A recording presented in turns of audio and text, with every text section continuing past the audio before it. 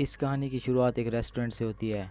टेत्सु अपनी बेटी का इंतजार करते हुए सेल फोन यूज़ कर रहा होता है। उसकी बेटी रेका वहाँ आती है और उसे मिलने पर टेत्सु को रियलाइज़ होता है कि उसका बॉयफ्रेंड नोबुटो उसे अब्यूज़ करता है। अगले दिन टेत्सु नोबुटो का पीछा करता है, लेकिन उनके गैंग का एक आदमी टेत्सु को पकड़ लेता है और उसकी पिटाई करके उसकी न्यूड पिक्स बना लेता है और उसे धमकी देता है, अगर पुलिस को बताने की कोशिश की तो मैं तुम्हें मार दूंगा। अगले दिन टेत्सु रेका के अपार्टमेंट आता है नोबुटो से रिलेटेड क्लू ढूंढने के लिए। तभी नोबुटो उस अपार्टमेंट में आता है और टेत्सु क्लोजेट में छुप जाता है। नोबुटो किसी से कॉल पे बात करते हुए बताता है कि कैसे मैं रेका से पैसे निकलवाऊंगा, फिर उसे मार दूंगा। टेत्सु ये सब सुन लेता है। वो क्लोजेट से निकलता है और राइस कुकर से नोबुटो का मर्डर कर देता है। टेत्सु की वाइफ केसन अपार्टमेंट में पहुंचती है। वो टेत्सु को डेड बॉडी के साथ देख लेती है और टेत्सु उसे बताता है कि कैसे नोबुटो उनकी फैमिली के लिए एक थ्रेट था और सेल्फ डिफेंस में मैंने उसका मर्डर कर दिया। तो दोनों मिलकर उसकी बॉडी ठिकाने लगाने का प्लान बनाते हैं। कुछ देर बाद रेका अपार्टमेंट में आ जाती है और टेत्सु उसे बताता है, तुम्हारी जान को खतरा है, नोबुटो ने मुझे भी पंच किया है।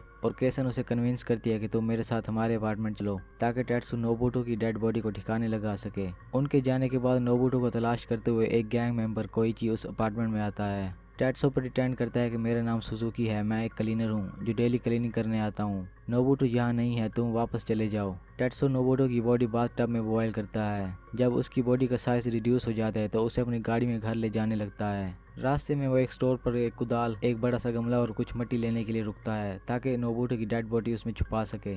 वापस आने पर वो नोटिस करता है कि कार के ट्रंक से किसी ने सूटकेस खोला है और कोई मुझ पर नजर रखे हुए है, बिकॉज उसने एक शर्ट सूटकेस से निकाल कर रखी थी। अब वो शर्ट अंदर होती है। कोइची अपने साथियों से मैच टेत्सु के घर पर नजर रखता है। उसका एक आदमी शिंगो प्रॉपर्टी एजेंट बनकर टेत्सु के घर जाता है और उनका ध्यान बटाता है, जिससे कोइची चुपके से टेत्सु के घर घुस जाता है, लेकिन उसे कोई सुराग नहीं मिलता।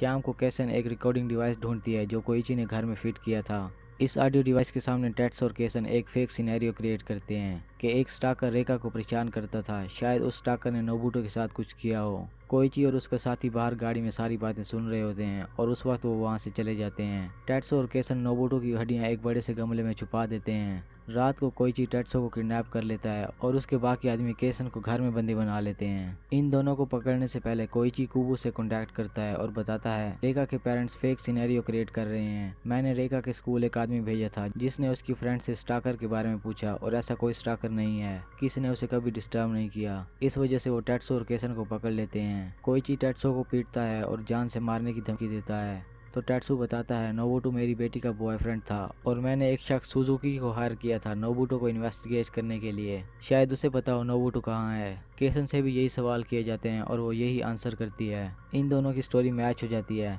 और सबको यकीन होने लगता है कि इन्हें कुछ नहीं पता। टेत्सु को डर था कि हमसे ऐसे सवाल पूछे जाएंगे, इसलिए उसने केसन को पहले से एक स्क्रिप्ट दे दी थी ऐसी सिचुएशन से निपटने के लिए। कोइची कुबो से कॉन्टैक्ट करके बताता है कि इन्हें कुछ नहीं पता और कुबो कोइची को इस मिशन से हटा देता है। कोइची गुस्से में टेत्सु को मारने की कोशिश करता है कि नोबुटो का मर्डर का ब्लेम तुम पर डाल दूंगा, जिससे ये मामला सोल्व हो जाएगा। लेकिन टेत्सु उसे कन्विंस करता है कि मुझे ना मारो, नोबुटो को ढूंढने में मैं तुम्हारी हेल्प करूंगा। कोइची टेत्सु की बात मान जाता है, लेकिन एक शर्त पर कि टेत्सु फ्राइडे तक नोबुटो को ढूंढे। अगर वो ना मिला तो वो टेत्सु को मार देगा और नोबुटो के मर्डर का ब्लेम उस पर लगा देगा। टेत्सु इस शर्त को एक्सेप्ट करता है, लेकिन वो ये बात केसन को नहीं बताता। इसके बाद वो दोनों एक होटल में नोबुटो की गर्लफ्रेंड हिबिकी से मिलते हैं, जो टेत्सु को नोबुटो और रेका के रिलेशन के बारे में बताती है। इसके बाद हिबिकी एक सीक्रेट रिवील करती है कि नोबुटो का गैंग एक चोरी करने वाला था और नोबुटो ने उन्हें धोखा देकर खुद सारी चोरी कर ली और पैसे गायब कर दिए। जिसे सुनकर टेत्सु ये प्रिटेंड करने की कोशिश करता है कि शायद इसीलिए गैंग ने नोबुटो को मार दिया होगा।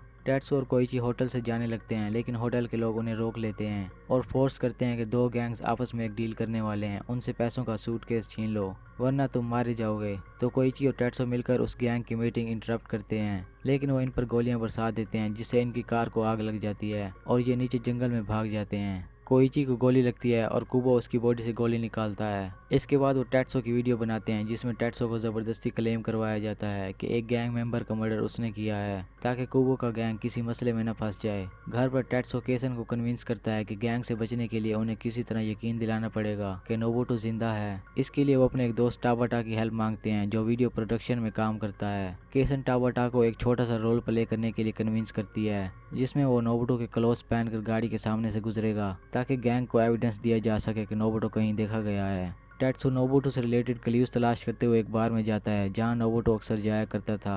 वहां वो एक आदमी से मिलता है जो उससे अपनी फ्रस्ट्रेशन शेयर करता है कि मेरा बेटा गायब है और मिल नहीं रहा। अगर मुझे पता चल जाए ये किसने किया है तो मैं उसकी फैमिली को ख़त्म कर दूंगा। वो बताता है मेरा नाम माटोरी है और टेट्सू से उसका नाम पूछता है तो टेट्सू बताता है मेरा नाम टबाटा है। माटोरी के जाने के बाद टेट्सू बारटेंडर से नोबुटो के बारे पूछता है कि इसे कहीं देखा है या नहीं, और बारटेंडर उसे बताता है जो आदमी अभी तुम्हारे साथ था वही नोबुटो का बाप है। टेट्सू और केसन नोबुटो के सेल का पासवर्ड गैस करके उसके सेल से वो फेक वीडियो अपलोड कर देते हैं और एक कमेंट भी कर देते हैं, लेकिन कोइची का गैंग ये डिड्यूस कर लेता है कि ये वीडियो फेक है। नोबुटो के चलने का स्टाइल ऐसा नहीं था, तो कोइची इन्वेस्टिगेशन करने के लिए टेट्सू के घर जाता है। वो उससे एक गमले को उल्टाने का बोलता है जिसमें टेट्सू ने कुछ प्लांट किया था। टेट्सू मजबूरन वो गमला उल्टा देता है लेकिन उसमें मिट्टी के सिवा कुछ नहीं होता। बिकॉज टेट्सू की हेड में एक ऑडियो ट्रैकर होता है जिससे केसन उनकी बातें सुन लेती है और उनके आने से पहले एविडेंस हटा देती है, लेकिन मिट्टी में नोबुटो का एक बाल मौजूद होता है। कोइची के नोटिस करने से पहले केसन वहाँ आ जाती है और उन्हें घर के अंदर ले जाती है।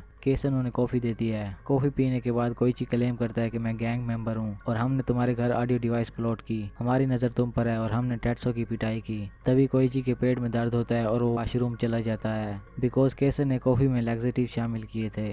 टेट्सू कोइची के लैपटॉप में की लॉकर इंस्टॉल करता है। कोइची रेका के शूज़ में एक नोट छोड़ जाता है जिसमें लिखा होता है कि तुम्हारे पेरेंट्स कुछ छुपा रहे हैं। उसके जाने के बाद केसन अपने लैपटॉप में उसके ईमेल एक्सेस करती है जिसमें लिखा होता है कल शाम तक अगर नोबुटो का पता न चला तो टेट्सू को मर्डर कर देना और नोबुटो के मर्डर के लिए उसे फ्रेम कर देना। केसन ये बात टेट्सू को बता देती है। कोइची टेट्सू को रेका के अपार्टमेंट ले जाता है फिर से कोई एविडेंस तलाश करने के लिए। उसे कोई एविडेंस नहीं मिलता और वो टेट्सू को वहां बांध कर रेका से इन्वेस्टिगेशन करने चला जाता है। दूसरी तरफ केसन कोइची को फ्रेम करने के लिए एक हैंड बैग लेकर कोइची के घर जाती है जिसमें नोबुटो की बोन्स और उसके मर्डर के एविडेंस होते हैं। वो उसकी माँ से मिलती है जो अपनी लाइफ स्ट्रगल शेयर करती है, जिसे सुनकर केसन का माइंड बदल जाता है और वो डिसाइड करती है कि कोइची की माँ को इस सब में इन्वॉल्व नहीं करेंगे। वो हैंड बैग लेकर वहाँ से चली जाती है और डिसाइड करती है कि इसे हम कोइची के अपार्टमेंट में ही छुपाएंगे। केसन टेट्सू से मिलती है, तब तक टेट्सू अपना हाथ छुड़ा चुका होता है। वो केसन से एविडेंस लेकर कोइची के अपार्टमेंट में प्लॉट करने जाता है लेकिन उससे डोर का लॉक नहीं खुलता और कोइची के आने से पहले वो वहाँ से निकल जाता है। कोइची रेका के अपार्टमेंट वापस पहुँचता है और येलो ग्लास पहनकर ALS लाइट के जरिए फिंगरप्रिंट और ब्लड के निशान ढूंढने की कोशिश करता है लेकिन उसे कुछ नहीं मिलता। तो वो गुस्से से अपने दोस्त को कॉल करता है कि तुमने मुझे सही लाइट दी है या नहीं, बट एक्चुअल में टेट्सू ने लाइट्स चेंज कर दी थी फेक से। उसका दोस्त कहता है मैंने ठीक लाइट्स भेजी थी और हाँ मैंने वो एनवेलप तुम्हारे मेल बॉक्स में डाल दिया है जिसके लिए तुमने मुझे मेल किया था। तो कोइची कहता है मैंने तो ऐसा कोई मेल नहीं किया। वो अपना लैपटॉप चेक करता है जिससे एनवेलप ट्रांसफ़र करने का मेल सेंड किया गया था। वो टेट्सू की तरफ देखता है लेकिन सोचने लगता है कि ये तो यहीं मौजूद था और इसका GPS भी ऑन था, ये ऐसा नहीं कर सकता। फिर टेट्सू टकाडा को फ्रेम करने लगता है कि उसने तुम पर नज़र रखी हुई है, शायद वो तुम्हें फ्रेम करना चाहता है, उसी ने एनवेलप तुम्हारे घर भेजा होगा। चलो तुम्हारे अपार्टमेंट की तलाशी लेते हैं। कोइची उसके साथ अपने अपार्टमेंट जाता है लेकिन वहाँ कोई एनवेलप नहीं मिलता जिसमें नोबुटो से रिलेटेड एविडेंस हो। कोइची ने एक सेफ में पैसे जमा कर रखे होते हैं और टेट्सू सोचने लगता है किसी तरह ये सेफ ओपन करने का कोड मिल जाए तो नोबुटो की बॉडी के एविडेंस इस सेफ में रख दूंगा। कोइची कहता है तुम मेरा साथ देने का नाटक जरूर कर रहे हो और तुम ये भी चाहते हो कि मर्डर का ब्लेम मुझ पर आ जाए। तो टेट्सू को रियलाइज होता है कि कोइची बहुत तेज है। कोइची टेट्सू के साथ टकाडा को इन्फॉर्म करने जाता है कि हमें नोबुटो से रिलेटेड कोई एविडेंस नहीं मिला। तभी टकाडा को एक मेल रिसीव होता है जिसमें कोइची और नोबुटो के बारे लिखा होता है कि इन्होंने ऑर्गेनाइजेशन को धोखा देकर 1.5 साल पहले एक चोरी करके पैसा गायब कर दिया। टकाडा टेट्सू को बाहर ले जाता है और उससे ये बातें कंफर्म करता है। टेट्सू कोइची को फ्रेम करने के लिए ये भी बोल देता है कि कोइची को शक है कि तुम उसे फंसाना चाहते हो और उसके अपार्टमेंट में एक सेफ है जो उसने मुझे देखने नहीं दिया। टकाडा के लोग नोबुटो के अपार्टमेंट जाते हैं और उन्हें चोरी हुए पैसे मिल जाते हैं। टकाडा अपने लोगों के साथ कोइची का अपार्टमेंट चेक करने जाता है जहां उन्हें सेफ से पैसे मिलते हैं लेकिन वो पैसे चोरी हुए पैसों से मैच नहीं करते। कुबो टकाडा से कहता है कि इस हैंड बैग को सेफ से बाहर निकालो। हैंड बैग देखकर कोइची पैनिक करने लगता है कि ये मेरा नहीं है। उस बैग में से नोबुटो की हड्डियां और एक टैबलेट निकलता है जिससे नोबुटो की फेक वीडियो पोस्ट की गई थी। कोइची टकाडा और टेट्सू पर चिल्लाने लगता है कि तुमने मुझे फंसाया है, ये मेरा नहीं है, और टकाडा के लड़के उसे पकड़ लेते हैं। एक फ्लैशबैक दिखाया जाता है जिसमें टेट्सू ने केसन को कॉल करके कोइची के सेफ में एविडेंस प्लॉट करने के लिए भेजा था। केसन जब एविडेंस प्लॉट करने आई थी तो कोइची के अपार्टमेंट तक पहुंचने के लिए उसने क्लाइंबिंग रोप लैडर का यूज किया और सेफ को खोलने के लिए उसने ALS लाइट और येलो टेंट का यूज किया जो टेट्सू ने कोइची के एक्सचेंज किए थे।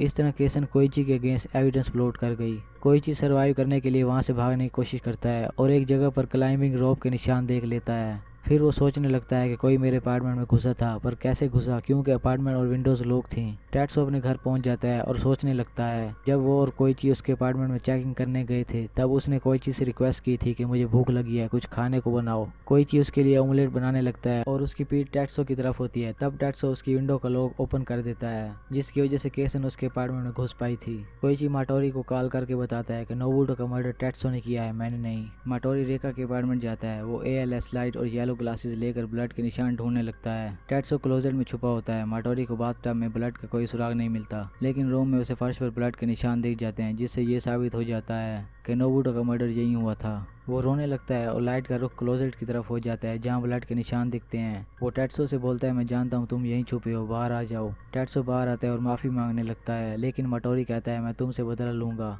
तुम्हारी बीवी और बेटी का रेप तुम्हारी आंखों के सामने होगा, फिर मैं उनके टुकड़े करूंगा। टैट्सो को गुस्सा आ जाता है और वो दोनों आपस में लड़ने लगते हैं। उनके लड़ने से आवाज़ पैदा होती है और नीचे के नेबर डिस्टर्ब होते हैं। वो पुलिस को बुला लेते हैं। लड़ते लड़ते दोनों घायल हो जाते हैं और माटोरी अपने पेट में चाकू घुसा देता है। पुलिस दरवाज़ा नॉक करने लगती है कि दरवाज़ा खोलो, और टैट्सो को डर होता है कि माटोरी के मर्डर का ब्लेम इसके सर आ जाएगा। माटोरी अभी जिंदा होता है। टैट्सो उसका मुंह बंद किए रखता है ताकि माटोरी शोर पैदा न करे और पुलिस को टाल मटोल करता रहता है। माटोरी की डेथ हो जाती है और पुलिस बिना अंदर आए वापस चली जाती है।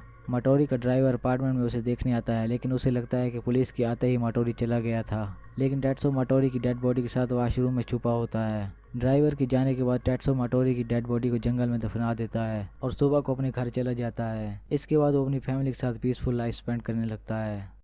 बस यही थी आज की स्टोरी।